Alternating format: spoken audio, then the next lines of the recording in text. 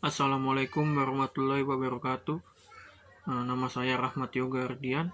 Saya mahasiswa akuntansi dari Fakultas Ekonomi dan Bisnis dengan NPM 2019-1547.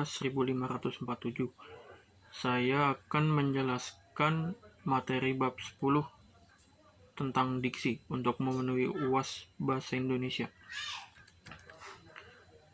Diksi mempunyai pengertian yaitu pilihan kata yang tepat dan selaras dalam penggunaannya untuk mengungkapkan ide atau gagasan sehingga diperoleh efek-efek tertentu seperti yang diharapkan.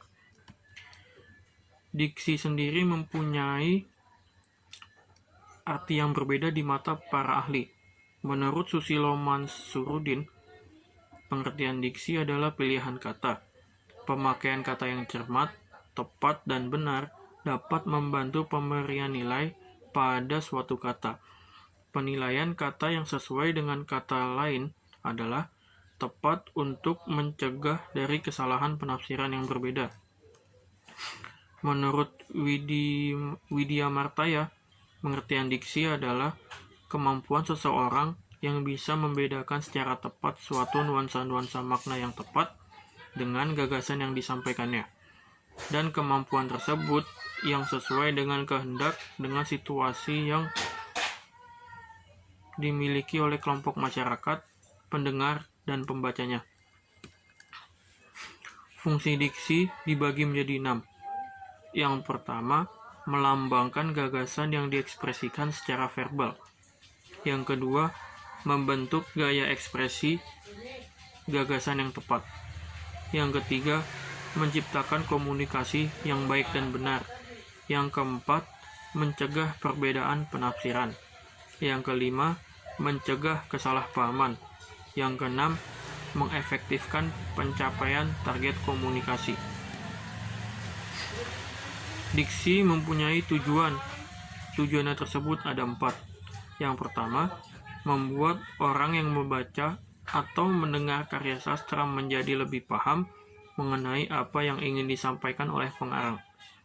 Yang kedua, membuat komunikasi menjadi lebih efektif. Yang ketiga, melambangkan ekspresi yang ada dalam gagasan secara verbal. Yang keempat, membentuk ekspresi ataupun gagasan yang tepat sehingga dapat menyenangkan pendengar ataupun pembacanya. Syarat-syarat diksi. Menurut Sitorus, syarat-syarat diksi itu ada 3. Yang pertama, adanya unsur ketepatan. Yang kedua, unsur kecermatan. Yang ketiga, unsur kesesuaian. Jenis-jenis diksi berdasarkan maknanya. Diksi dibagi menjadi 2. Yang pertama, makna denotatif. Arti denotatif sendiri adalah makna yang sebenarnya dari suatu kata atau kalimat. Yang kedua adalah makna konotatif. Makna konotatif adalah makna kata atau kalimat yang memiliki arti bukan sebenarnya, seperti misalnya kiasan atau yang lain sebagainya. Jenis-jenis diksi berdasarkan leksikal dibagi menjadi 8. Yang pertama, sinonim. Yang kedua, antonim. Yang ketiga, homonim. Yang keempat, homofon. Yang kelima, homograf. Yang keenam, polisemi. Yang ketujuh, hipernim. Yang kedelapan, hiponim. Unsur-unsur diksi dibagi menjadi 8. Yang pertama, fonem. Yang kedua, vokal dan konsonan. Yang ketiga, suku kata. Yang keempat, konjungsi. Yang kelima, kata kerja. Yang keenam, kata benda. Yang ketujuh, infleksi. Yang kedelapan, uterans. Dalam menentukan diksi, ada beberapa hal yang harus diperhatikan. Yang pertama, tidak menggunakan pengulangan kata. Yang kedua, kalimat yang disampaikan harus menggunakan diksi yang ringkas agar tidak boros kata-kata. Yang ketiga, struktur kalimat harus disederhanakan. Yang keempat, hindari pemborosan kata. Yang kelima, Hindari penggunaan kata yang memiliki fungsi makna yang sama.